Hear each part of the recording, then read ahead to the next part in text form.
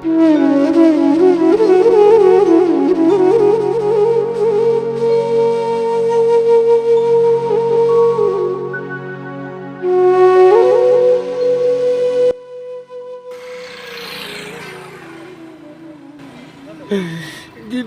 କେବେ ଏଭଳି ହେଇନଥିଲା ମୋର।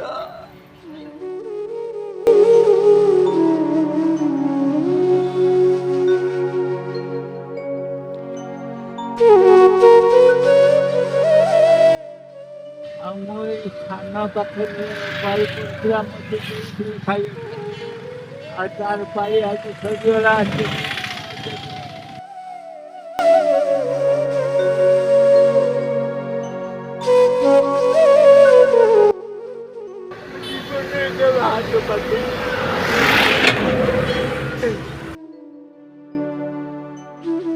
ବାପା ଯାହାର ଋଣ କେବେ ସୁଝି ପାରିବ ନାହିଁ।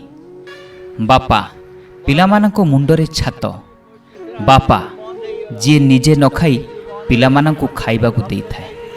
ବାପା ଯିଏ ନିଜେ ପୁରୁଣା କପଡ଼ା ପିନ୍ଧି ପିଲାମାନଙ୍କୁ ନୂଆ କପଡ଼ା ପିନ୍ଧାଇଥାଏ।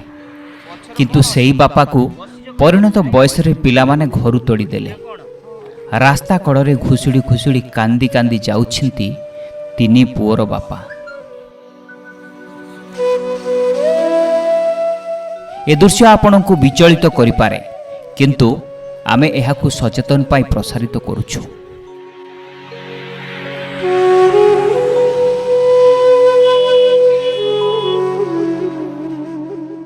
ଭଦ୍ରକ ଚାନ୍ଦବାଲି ମୁଖ୍ୟ ରାସ୍ତାରେ ସୁସା କରି ଚାଲି ଯାଉଛି ଗାଡ଼ି ମଟର। କିନ୍ତୁ ସେହି ରାସ୍ତାର ଇଚ୍ଛାପୁର ନିକଟରେ ଜଣେ ବୃଦ୍ଧ ଘୁଷୁରି ଘୁଷୁରି ଯାଉଥିବା ଆମ ପ୍ରତିନିଧିଙ୍କ ନଜରକୁ ଆସିଲା। ଆଖିରେ ତାଙ୍କର ଲୁହ। ଗାଡ଼ି ଟିକେ ଅଟକାଇ ବୃଦ୍ଧଙ୍କ ପାଖକୁ ଯାଇ ଯାହା ଦେଖିଲୁ ଆଉ ଯାହା ଶୁଣିଲୁ ତାହା ଆମ ଆଖିକୁ ଓଦା କରିଦେଲା। ବୃଦ୍ଧଙ୍କ ଗୋଡ଼ରେ ଗାଡ଼ିର ଟ୍ୟୁ କଟାଯାଇଛି। ପିଚାରେ ବି ଖଣ୍ଡେ ବଡ଼ ଟ୍ୟୁ କଟାଯାଇ ବନ୍ଧାଯାଇଛି। କାନ୍ଧରେ ଗୋଟେ ସିମେଣ୍ଟ ଥଳି ବ୍ୟାଗରେ ଅଛି କିଛି କପଡ଼ା ଆଉ ପରିସ୍ରା କରିବା ଥଳିଟିଏ ଅଛି। ତାଙ୍କୁ ପଚାରିବାରୁ ସେ କହିଲେ, ମୋର 3 ପୁଅ ବୋହୂ ଅଛନ୍ତି। ସବୁ ପୁଅ ବୋହୂଙ୍କ ପାଖରେ ମାସେ ମାସେ ପାଳି କରି ଖାଉଥିଲି। ସାନ ପୁଅ ପାଖରେ ଖାଉଥିଲି, ତା ପାଳି ସରିଗଲା। ସେ କହିଲା ଏବେ ପଳା। ବଡ଼ ପୁଅ କହିଲା ତୁ କୁଆଡ଼େ ଯାଉଛୁ ଯା। ମଝିଆ ପୁଅ ପାଖରେ ରହି ମା ଖାଉଛି। ମୋତେ ବା ଆଉ କିଏ ରଖିବ? ମୁଁ ଏମିତି ଯାଉଛି, ବଜାରରେ କେଉଁଠି ଦେଖି ରାତିରେ ରହିଯିବି। ସକାଳେ ହେଲେ ମାଗିକି ଖାଇବି। ଜୀବନରେ କେବେ କାହା ପାଖରେ ହାତ ପାତି ନଥିଲି କି ଏମିତି ହୋଇନଥିଲା। ଏମିତି କହି କହି କାନ୍ଦି ପକାଇବା ସହ ପୁଅ ମାଡ଼ ମାରିଥିବା ଅଭିଯୋଗ କରିଛନ୍ତି। ଘରେ ଆଉ ସବୁ କିଏ ଅଛନ୍ତି? ବଡ଼ ପୁଅ ଅଛି, ମଝିଆ ପୁଅ ସିଏ ତାର ମାଆକୁ ଦଉଛି ଖାଇବାକୁ। ଆଉ ମୁଁ ଏଇ ସାନ ପାଖରେ ପାଳି ପଡ଼ିଥିଲା ମୋତେ ଦେଇଥିଲେ ଖାଇବାକୁ, ଆଉ ତାର ପାଳି ଆଜି ସରିଗଲା। ବଡ଼ କହିଲା ମୁଁ ପଳା।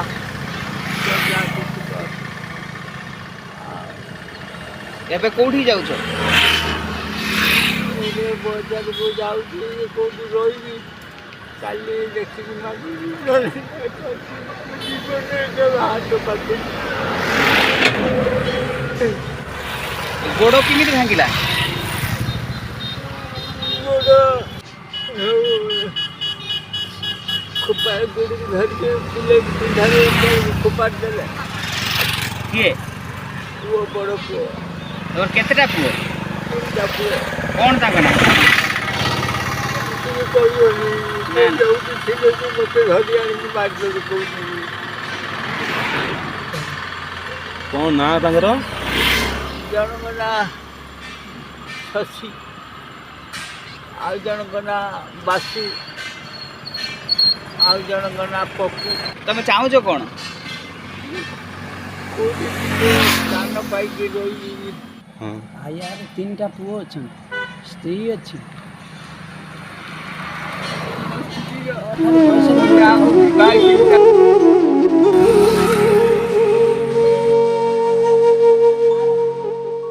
ଏ ହେଉଛନ୍ତି ଭଦ୍ରକ ବ୍ଲକ ବ୍ରହ୍ମପୁର ପଞ୍ଚାୟତ ମାରପୁର ଗାଁର ରଙ୍କନିଧି ସାହୁ। ବୟସ ପାଖାପାଖି 70 ପାର ହେବ। ବୟସ ଥିଲାବେଳେ ପିଲାମାନଙ୍କୁ ମଣିଷ କରିବା ପାଇଁ ରକ୍ତକୁ ପାଣି କରିଦେଇଛନ୍ତି, କିନ୍ତୁ ପରିଣତ ବୟସରେ ଯେତେବେଳେ ପୁଅମାନଙ୍କ କର୍ତ୍ତବ୍ୟ ଆସୁଛି ସେତେବେଳେ ପୁଅ ରାସ୍ତା କଡ଼କୁ ତଡ଼ି ଦେଉଛି। ଯେଉଁ ବୟସରେ ପୁଅ ବୋହୂ ନାତି ନାତୁଣୀଙ୍କ ମେଳରେ ହସ ଖୁସିରେ ସମୟ କାଟିବା କଥା, ସେହି ସମୟରେ ପୁଅ ଘରୁ ତଡ଼ିଦେଲା। ପୁଅ ସବୁ ରୋଜଗାରିଆ, କିନ୍ତୁ ତିନି ପୁଅର ବାପା ଏବେ ବଞ୍ଚିବାକୁ ରାହା ଖୋଜୁଛି ଆଉ ନିଜ ଭାଗ୍ୟକୁ ନିନ୍ଦି ହେଉଛି। ଟାୟାର ନା କ'ଣ?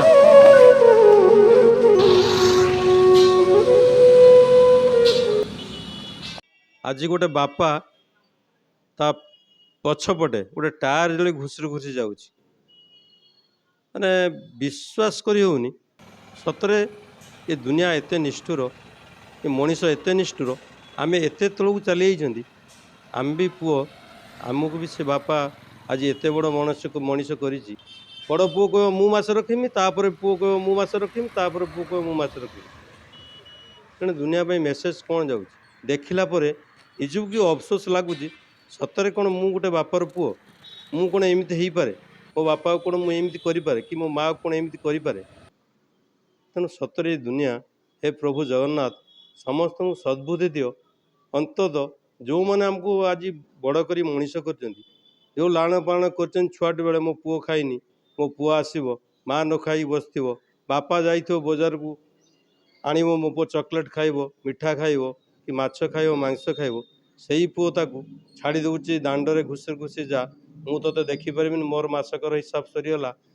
ତାପରେ ପୁଅ ଦେଖିବ, ସେ ପୁଅ ଦେଖି ସାରିଲା ପରେ ଆଉ ଗୋଟେ ପୁଅ କହିବ ମୋର ସରିଗଲା ମାସକର ହିସାବ, ତୁ ଯା ଦେଖିବୁ। ନିହାତି ନିନ୍ଦନୀୟ ଘଟଣା। ଏ ଯୁବ ସମାଜ ପ୍ରତି ଗୋଟେ ଏତେ ଦୁଃଖ ଲାଗୁଛି, କ'ଣ ମୁଁ ଆଉ କହିବି। ଧନ୍ୟବାଦ ଦେବି ଆପଣମାନଙ୍କୁ ଯେ ଏମିତି ଭିଜୁଆଲ୍ ଦେଖାନ୍ତୁ। ସଚେତନ ହୁଅରେ, ଜାଗ୍ରତ ହୁଅରେ। ଏ ଦୁନିଆ ଦେଖ, ଏ ସମାଜ କ'ଣ କ'ଣ ଆଗକୁ ଯାଉଛି।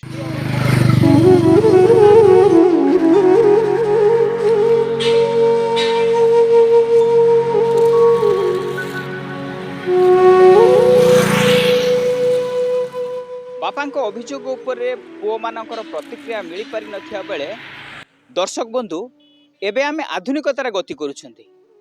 ମଦର୍ସ ଡେ, ଫାଦର୍ସ ଡେ ଆସିଲେ ବାପା ମାଆଙ୍କର ଫଟୋ ହ୍ୱାଟ୍ସଆପ୍ ଫେସବୁକ୍ରେ ବୁଲୁଛି, ହେଲେ ଚଳନ୍ତି ଦେବତା ଏଠି ରାସ୍ତା କଡ଼ରେ ଘୁଷୁଡ଼ୁଛି। ପରିଣତ ବୟସରେ ବାପାଙ୍କୁ ଏମିତି ରାସ୍ତା କଡ଼କୁ ଠେଲିଦେବା କେତେ ଦୂର ଯୁକ୍ତିସଙ୍ଗତ, ତାହା ଆପଣ ବିଚାର କରନ୍ତୁ। ଭଦ୍ରକରୁ କ୍ୟାମେରା ପର୍ସନ ସୂର୍ଯ୍ୟକାନ୍ତଙ୍କ ସହିତ ବାସୁଦେବ, ସମ୍ଭାବନା ଲାଇଭ୍।